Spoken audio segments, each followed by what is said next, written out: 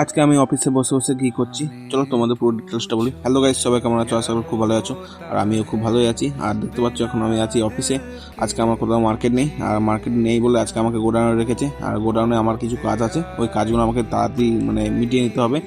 আমাকে আজকে শাড়িগুলো জিআর করতে হবে, আর জিআর এতগুলো শাড়ি আছে, আমাকে নাম লিখতে হবে, আর কত পিস আছে না আছে সব লিখে আমাকে বস্তা করতে হবে আমাকে। আর এখন আমি কাজে লেগে পড়েছি।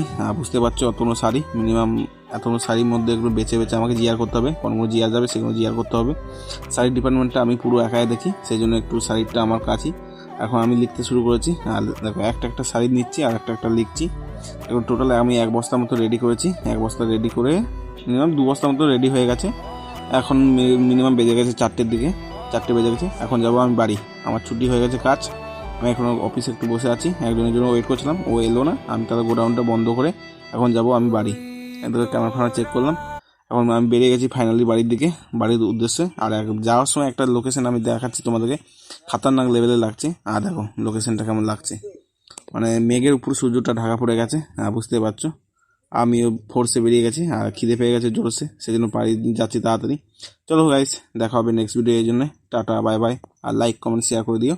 চলো টাটা।